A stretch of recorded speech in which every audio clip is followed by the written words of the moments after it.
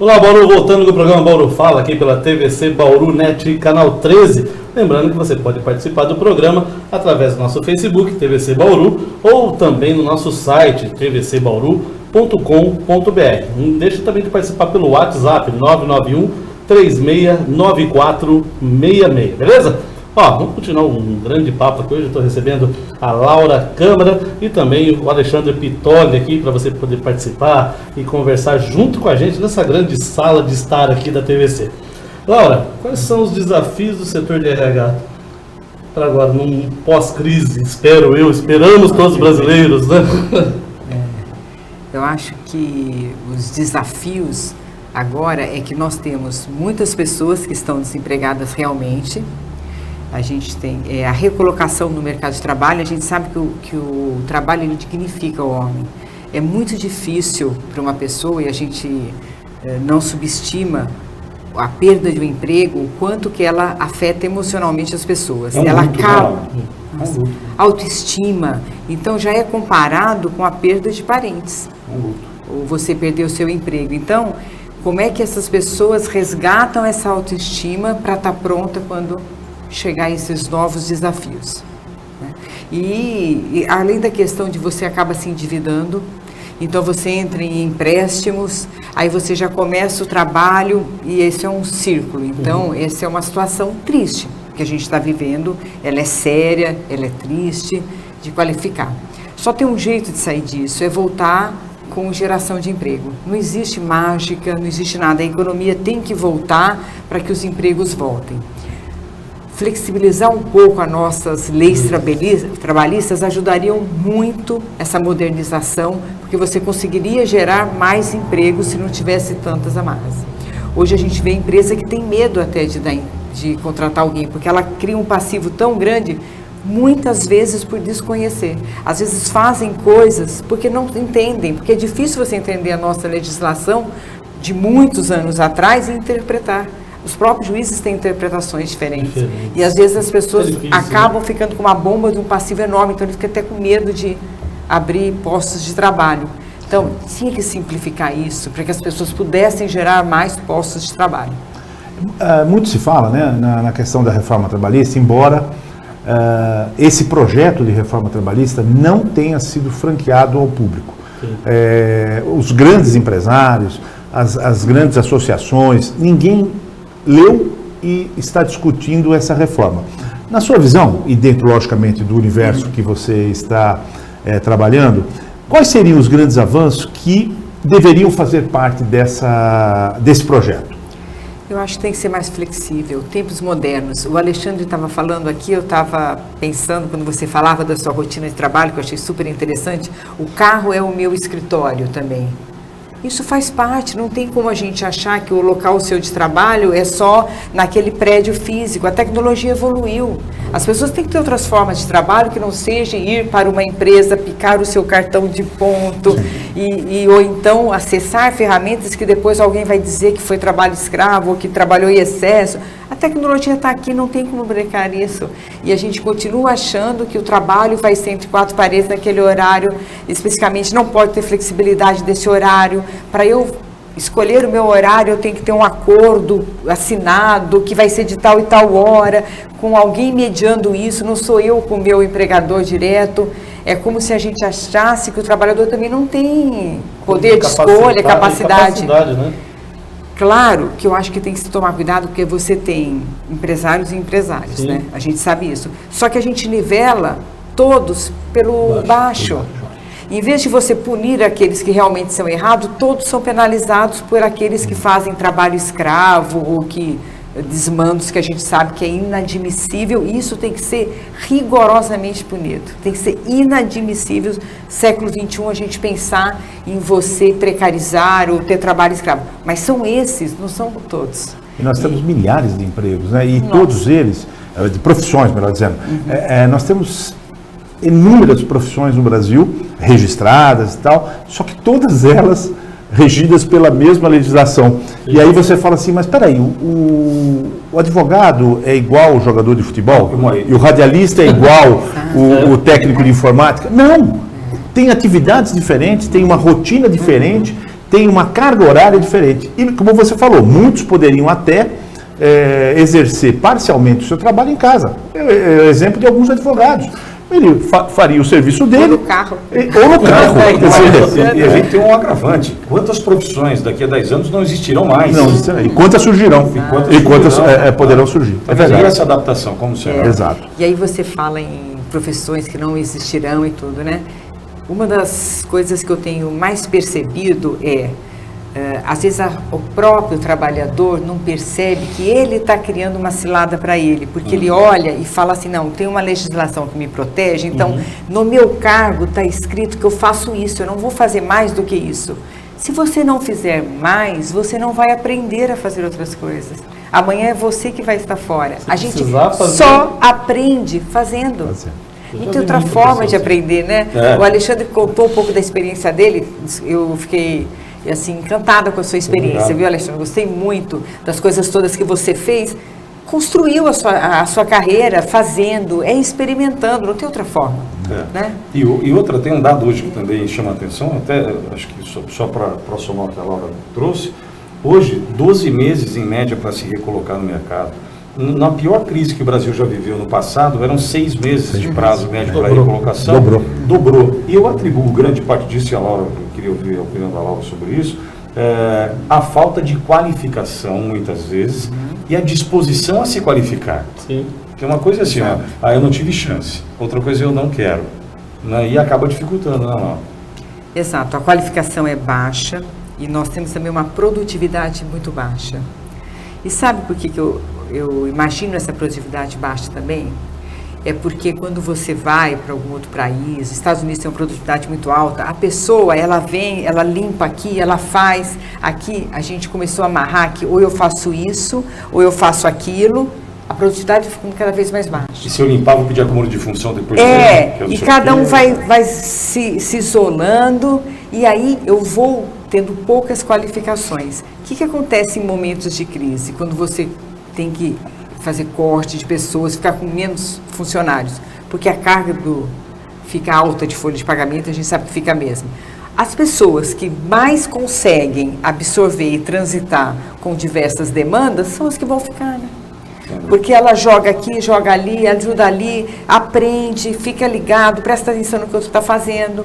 E a história de atitude, de comportamento, de querer, de ser parceiro da empresa. A empresa está com dificuldade? Vamos juntos.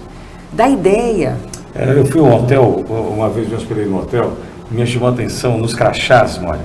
Em todos os crachás, a função, por exemplo, estava Rafael, a função emocionador. E todos eram emocionadores. Então as pessoas estavam ali para te emocionar, emoção. As pessoas, eu gosto muito de buscar a origem das palavras, e a gente tem que entender que emoção e energia, energia em movimento. E as pessoas, quando não colocam emoção naquilo que elas se dispõem a fazer, fica um negócio, lugar comum, no mínimo muito viçoso, um negócio sem valor, não é verdade? Então a gente tem que buscar emocionar e se apaixonar, né? Aproveitando, Laura, como é que lá no LUAT, no grupo, é feita uma capacitação? Como é que você verifica dentro do seu corpo funcional aquelas pessoas que precisam de capacitação e como é o organograma e como é que funciona dentro da empresa capacitação desses funcionários? Até para alterações, né? Porque hoje começamos a trabalhar aqui e equipamento analógico, né? E a coisa foi mudando, tivemos que migrar para o digital e se você não migra junto, você vai ficando para trás. E deve acontecer isso na linha de produção com certeza, né? Os equipamentos vêm de formas diferentes, o profissional tem que se adequar àquele equipamento, às vezes tem aquela resistência. Como é que funciona lá? Como é que é gerenciado isso? A capacitação da mão de obra, ela acontece também com alguns parceiros. Aqui no Brasil a gente tem um nível de capacitação muito bom, inicial de fábrica, que são o Sistema S. Então, o Senai é um grande formador, parceiro. Eu já trabalhei em ferrovia, agora estou em indústria. Então, é um grande formador. Só que algumas tecnologias, você vai ter que desenvolver essa capacitação dentro das empresas. Por quê? São tecnologias que tem só na empresa. Eu dou um exemplo que a fábrica de lubrificantes do Grupo LUAT, ela tem uma tecnologia que só existe em 6 países. No Brasil, só ela tem. Claro, essa tecnologia foi feita aqui. Mas adianta muito quando você já pega profissionais que têm uma qualificação já inicial, normalmente, Os programas de aprendizagem são importantíssimos. Acho que as empresas têm que entender que o programa de aprendizagem não é só cumprir cota. É pegar jovens que estão fazendo cursos de aprendizagem no Senai, nas escolas técnicas, e dar esse primeiro passo. Então, isso ajuda muito. Agora, a sua tecnologia, a gente tem que desenvolver internamente, porque aí é com a sua tecnologia, da forma da gente fazer e continuar essa capacitação. Claro, lá na rádio também, né? Como é que você... Eu sei que passa muita moçada para aprender, para trabalhar. Acompanhando, eu acabei notando que era muito importante hoje eu unir o novo ao muito experiente. Então, hoje na rádio nós temos de 20 a 78 anos. Porque o rádio permite isso, né? A voz profissional não envelhece. Sim. Então, a voz profissional te dá a chance de trabalhar. Você vai conseguir chegar aos 65? Eu espero chegar. E contribuindo 49 anos. Contribuindo 49 anos. Né? Não, mas não é por isso. Mas, assim, lá na rádio, o que eu tenho comigo, e isso eu deixo muito claro para todos, é assim: do seu trabalho, eu cuido. Da sua carreira, cuida você. Né? Então, eu preciso da condição de você trabalhar para exercer e cumprir com as metas que nós colocamos. Agora, onde você quer chegar, como você quer chegar na sua carreira, é você que tem que cuidar. Eu posso ser só um facilitador, um agente que vai facilitar, mas é você que tem que buscar. Agora, dentro do meu universo ali, né, dentro da rádio, eu preciso da condição para que ela desempenhe a tarefa dela. Então, do seu trabalho eu cuido, mas da sua carreira, cuida você. Laura, em tempos de crise, e nós estamos ainda vivendo uma delas, uma das piores, a sua área, RH, navega em águas turbulentas ou consegue respirar tranquilo enquanto finanças se vira nos 30? Olha, nós temos uma carga muito grande do RH de responsabilidade, de aproximar do negócio, de olhar processos, custos de plano de saúde que a RH gerencia, sinistralidade, coisas que impactam muito a empresa, estão com a RH. E fora isso, nós temos uma carga muito grande do nível de estresse, de olhar para as pessoas e ver o nível que as pessoas podem estar adoecendo dentro das organizações. Quando você trabalha com medo de perder o seu emprego, endividamento muito alto, não tem como você dizer assim, não, a empresa é uma coisa, virou a porta é outra. A pessoa chega, está com dívida em casa, com problema, então a gente tem um atendimento grande também com as pessoas. E ser parceiro da empresa nesse momento de buscar soluções. Eu acho que o RH, assim como qualquer outra empresa, tem que estar junto do negócio. O que a gente faz para viabilizar o negócio?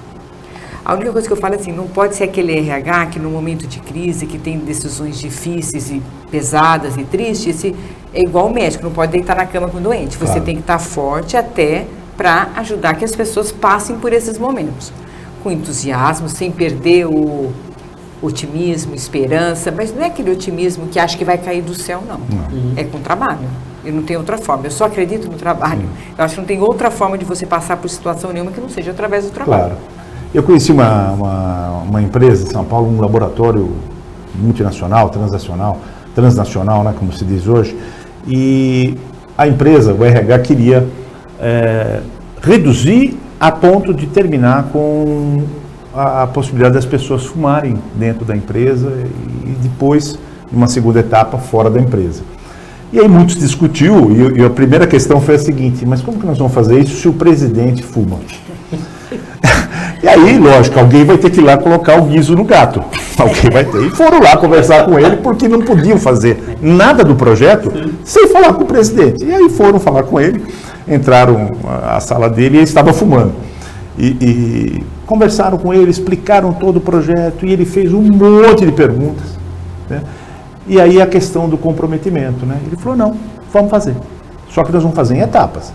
Em etapas. Porque senão vocês vão pegar pessoas que fumam há 30 anos e de repente dizer, você não pode fumar aqui dentro, né? Então eles foram fazendo isso de forma gradual, primeiro dentro da área de produção, depois nos escritórios, depois no pátio. Olha, até que chegou um ponto, você só pode fumar do portão para fora. Então isso levou 1 ano e meio, mais ou menos, 2 anos. Uma experiência fantástica. E o presidente acompanhou todas as etapas e cumpriu todas as etapas, deixando de fumar naqueles locais, dentro do escritório, dentro da fábrica, etc. Isso mudou completamente, pessoas de RH testemunharam na época o seguinte, as pessoas perceberam o seguinte, puxa vida, essa empresa é séria.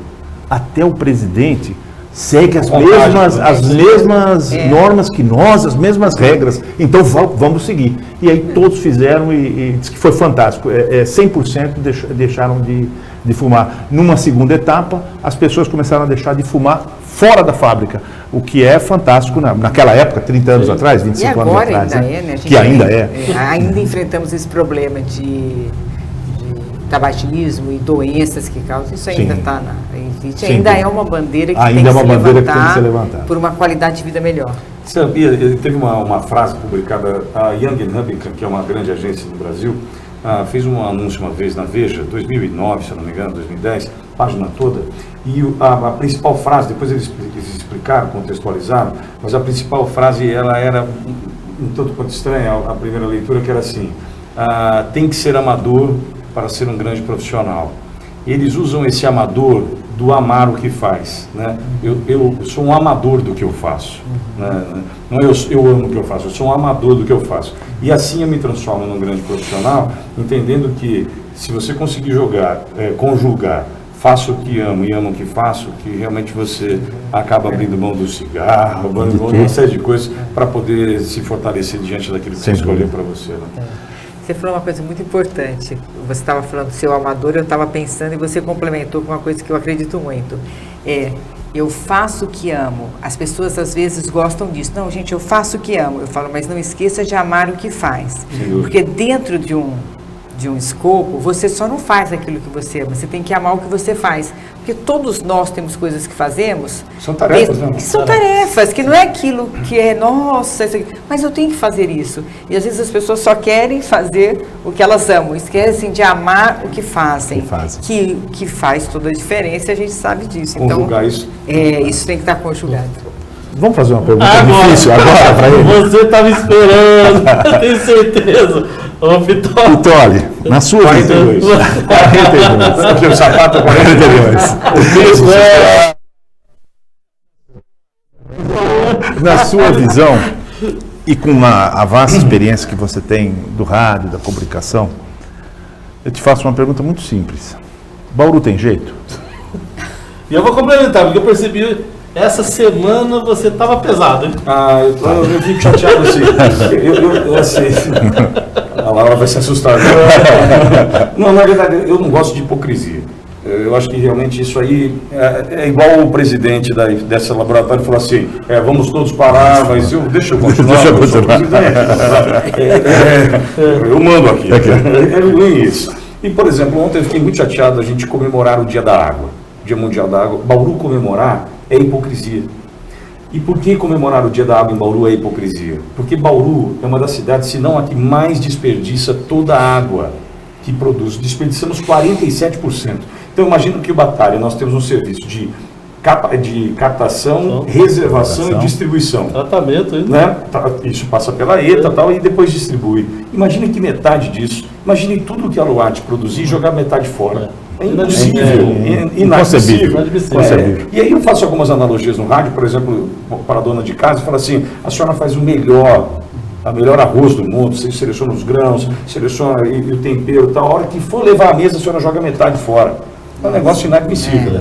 Então, nós temos hoje, em Bauru, uma média de 47% de desperdício, nós temos no Brasil uma média de 37%, nós vamos para a Europa, 15% na média da Europa, Alemanha 8%, e quando chegamos no Japão, quando vamos para 3%. 47%, há motivo para comemorar? E ontem inauguraram, revitalizaram, arrumaram a fonte luminosa da Praça Rui Barbosa, que já foi destruída hoje. Hoje os vândalos já atuaram hoje. Triste, né? Triste. É triste. É dinheiro de todo mundo. Não, mas com relação à Praça Rui Barbosa, eu até escrevi no grupo agora da imprensa, que a imprensa faz parte, falei assim, avisaram os traficantes que iam lá, que a praça já não é mais nossa, não é a Praça Rui Barbosa, que eu vi macaquinho, jacaré quando era criança, já não é mais a Praça Rui Barbosa, né? Então eu fico chateado assim, nós precisamos de atitude, e eu preciso, se eu tenho atitude, se eu tenho movimento na minha ação, eu vou fazer com que os outros se engajem, se comprometam e estejam estabelecendo uma relação, um pacto comigo. Se eu não tiver um pacto com a cidade vai continuar na mesma. continuar do mesmo jeito. E eu estou vendo que a gente tem grande chance de ter mais 4 anos de patinar se a gente não até retroceder. E eu me preocupo porque eu decidi ficar aqui. Eu optei por ficar em Bauru. Então aqui eu tenho meus filhos, cuido dos meus filhos, minha esposa trabalha, tenho a minha casa.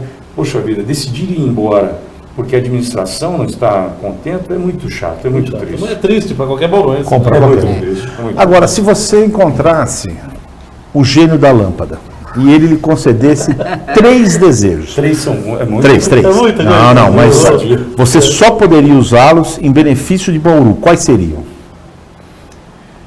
Eu gostaria de fazer Bauru se sentir grande novamente, né, ter a sensação de que pode, Sim. porque nós ficamos de patinho feio hoje. Sim. A gente não pode achar que a gente vai ser bem atendido pelo governo do estado ou governo federal se nós não temos representantes. Sim. Hoje, Bauru não se faz representado. Nós temos aqui o mais votado, o Clodovil, numa eleição, depois o Tiririca, e a gente quer ser representado como? Então, como é que eu vou entender que alguém vai olhar para mim e falar assim, olha, eu vou olhar para Bauru porque eu vou ter respaldo. São 263 mil eleitores que podem dar chance do estado de São Paulo, tá? E nós não temos essa representatividade, mas nós estamos pensando pequeno. E quando eu falo isso, eu me lembro dos corredores da 94, onde eu comecei a minha carreira, do SICA, saudoso SICA, fala assim, quando o Paulo Sérgio, quando eu ia fazer jogos abertos lá em Rio Preto era um ovo, cidadezinha. Vai para Rio Preto agora, que é a terceira melhor cidade para se viver, segunda melhor cidade para se viver no Brasil, e a gente vai entender o que aconteceu. Aí ele falava assim ainda, o SICA, e Piracicaba então, só para comer peixinho na beira do rio, a terceira melhor cidade para se viver no Brasil hoje. E Bauru cai em um ano da 12ª para a 38ª. Tem algo errado. Tem algo errado. Então, o meu primeiro pedido era, vamos voltar a pensar grande? Nós estamos pensando pequeno demais. E Alexandre, eu até vou me arriscar um pouco, porque eu estou em Bauru há 6 anos, né? Não sou daqui, estou aqui há 6 anos, mas o que eu percebo e sinto muita falta é de geração de empregos aqui. Então a gente pega a estrada, quando você vem de São Paulo, você passa Sorocaba, são indústrias, e aqui tem um vazio. Sim. E nós estamos no centro do estado Não há motivos para com não ter, né? rodovias, ferrovias, Hidrovia aqui do lado. e eu penso, por que essas indústrias não se instalaram aqui nesse parque? A gente sente muita falta disso, porque o programa de capacitação também passa por isso. Quando você tem muitas indústrias, isso circula. Então, mas Laura, aí é o seguinte... Uma coisa alimenta a outra. Eu tenho defendido a ideia seguinte, há um interesse de muitos que Bauru continue assim, porque nós temos uma mão de obra hoje muito barata, para produzir produtos que concorrem nacionalmente já. Então, mas você sabe que essa história da mão de obra barata é um relativo. pouco uma venda nos olhos, né? Porque ao mesmo tempo, quando a gente precisa de mão de obra, a gente traz muita gente de fora. Exatamente. Porque pela você não qualificação. tem, né? Porque você Exatamente. acaba indo trazer de outros locais. E aí Não. nós temos uma outra situação, que aí é culpa da cidade, e não é dessa administração, é de outras administrações também, que é a questão da infraestrutura. Nós não tratamos o nosso esgoto ainda. Nós temos distritos que são ruas de terra. Isso eu fiquei assustada com a questão do esgoto, eu fiquei assustadíssima. Nós temos ruas de terra em isso. distritos, nós temos distritos industriais, onde o proprietário, o empresário não tem a documentação do terreno, nós temos outro que tem um assentamento, está invadido. Então, quer dizer, que segurança eu tenho de instalar minha empresa aqui? Falta de iluminação. Eu vou a Agudos, eu vou a Pederneiras. Lençóis Paulista, pode ir que Vou a Lençóis Paulista está uma Vou a maravilha. Lençóis, Nós conversamos com o diretor de desenvolvimento de Lençóis. Sim, né? sim. Um Lençóis trabalho muito Paulista Muito bacana. teve a felicidade de ter algumas gestões muito boas administrativas e a cidade. E manteve as empresas lá. Bauru Sim. perdeu muito. Também. Perdeu muitas empresas. Como eu retomaria essa história de eu posso ser grande. Bauru já foi, mas se perdeu. Com certeza. Nós temos negócios, agronegócios, que tem uma potencialidade Uma região imensa. bacana, né? Cidades Isso alimenta comércio e isso é uma coisa vai alimentando a outra. Né? Isso é uma pena mesmo. E os outros pedidos, Vitória? Tá faltando pedido ainda. É, Dia 3, Vitória. Tem 3. Aproveita, ó. Aproveita que o gênio é bom. Eu acho que Bauru não pode ter vergonha de olhar em volta. Eu tenho já há um ano e pouco, eu fui conhecer Maringá e o Conselho de Desenvolvimento de Maringá, que é o primeiro lugar no Brasil. Vou passar lá amanhã. É o primeiro Maravilha. DH. Carlos, conheça o Conselho de Desenvolvimento de Maringá para você entender qual é a Aquela seriedade região do Paraná ali. o que é seriedade na condução, né, da administração. Para mostrar o seguinte, a Laura é prefeita hoje, você amanhã, não é a obra dela e a sua obra, é a obra da cidade. Maringá vai completar 100 anos em 2047 e está planejada para 2047. Maringá tem 70 Por anos. favor, por favor, escutem. E aqui, como diz o Pinho, nosso companheiro de bancada lá, Moia, aqui é administração por susto. Nós, né, aqui é mesmo. Né? Aconteceu. Isso custa mais, né? Isso sempre custa mais porque não tem planejamento, e aí a gente paga um preço hoje impagável para a cidade. Tem coisa impagável aí vindo por aí, né? Vamos ver, tomara que... A gente percebe que um dos grandes problemas na política aqui brasileira é isso, né? A continuidade. Ninguém quer acabar uma obra para não dizer que a obra era do outro e não é transposição dele. agora do São Francisco, né? De quem é esse filho? Gente, né? é do Todo povo, mundo, até eu pensei lá comemorar também. Eu vi a reportagem ontem sobre esse negócio da transposição que eu fiquei chocado, né? No Brasil, acontece assim. A transposição atende agora a Paraíba, só que agora a salinização no estuário do São Francisco, em Alagoas e Sergipe, e as pessoas agora não podem mais beber água nessas. Então, eu me lembro, Paulo Francis, no Festival de Cinema, falou assim, olha, está com um problema o áudio e vídeo, você pode arrumar por gentileza, porque como é que eu vou julgar um filme se eu não consigo ver a imagem direito e o som está péssimo?